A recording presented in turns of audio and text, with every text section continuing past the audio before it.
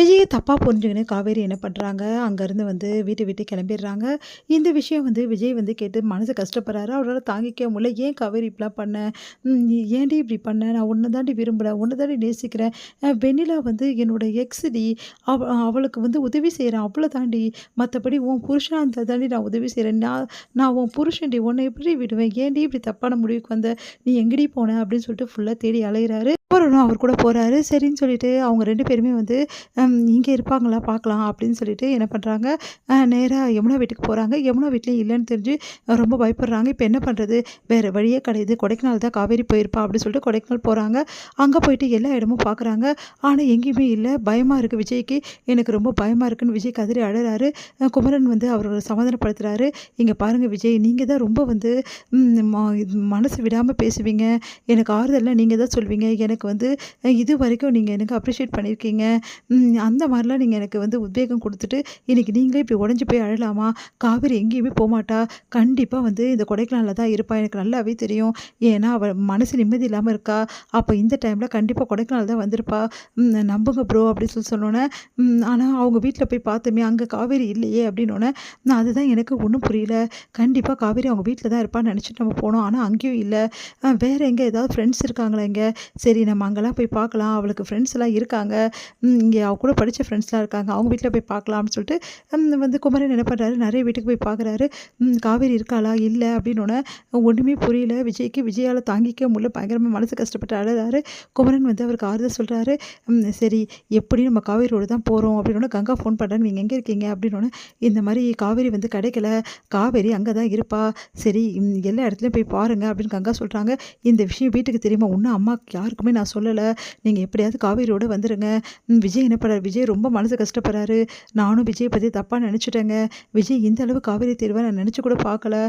அப்படின்னோனே, சரி வீட்டுக்கு வந்து நான் பேசிக்கிறேன். முதல்ல நான் தேடி கண்டுபிடிச்சு கூட்டின்னு வரேன் அப்படின்னு சொல்றாரு கங்கா கிட்ட எல்லா உண்மையும். அடுத்து வந்து இங்க வந்து காவேரி ஃபுல்லா தேடி பார்க்குறாங்க. ஒண்ணுமே கிடைக்கல. குமரன் குமரன் வந்து சொல்றாரு விஜய் கிட்ட, "சரி எங்க வீடு இங்க தான் இருக்கு. வாங்க எங்க வீட்டுக்கு போலாம். கொஞ்ச நேரம் ரெஸ்ட் எடுத்துட்டு அப்புறம் காவேரியை தேடலாம்." அப்படின்னோனே, "இல்ல நான் வரமாட்டேன். நான் இங்கேயே இருக்கேன். காவேரி ஒரு வேளை இங்க எங்கேயாவது வந்தான்னா, அதெல்லாம் வரமாட்டா ப்ரோ. நான் சொல்றத கேளுங்க விஜய். எங்க வீட்டுக்கு வாங்க. எங்க அம்மா உங்கள பார்த்து ரொம்ப சந்தோஷப்படுவாங்க.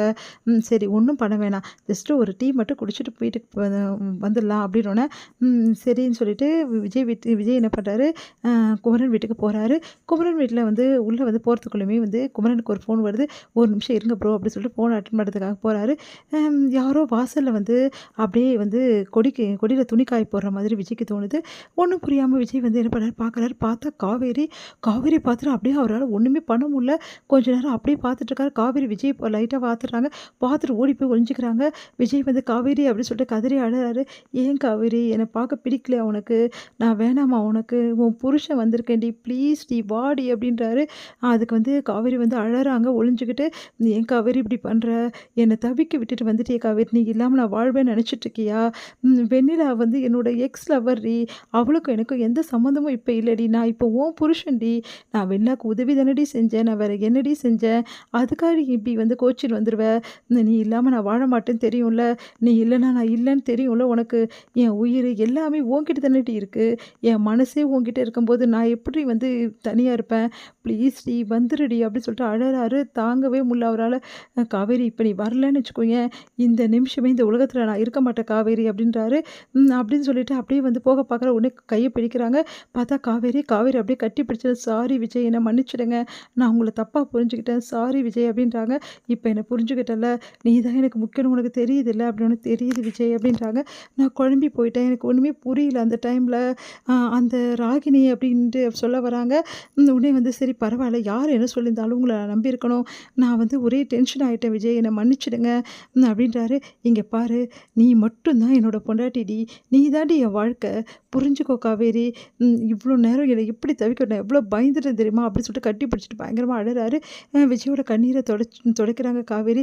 "என்னை மன்னிச்சுடுங்க விஜய். நான் ரொம்ப பெரிய தப்பு பண்ணிட்டேன்" அப்படின்னு சொல்லிட்டு 2 பேரும் அப்படியே கட்டி பிடிச்சிட்டு அழறாங்க. இங்க வந்து தூரத்துலேருந்து இத எல்லாத்தையுமே பார்க்குறாரு நம்ம குமரன். குமரனுக்கு சந்தோஷம் தாங்கவே முடியல. உடனே வந்து, "அப்பா இப்பதான் நிம்மதியாச்சு. காவேரி விஜயும் சேர்ந்துட்டாங்க. பாவம் விஜய் தவிச்சு போயிட்டாரு" அப்படின்னு சொல்லிட்டு பார்த்துட்ருக்காங்க. இங்க 2 பேருமே அப்படியே கட்டி பிடிச்சு ரொம்ப நேரம் வந்து தன்னையே மறந்து காவேரி, விஜய் இருக்காங்க.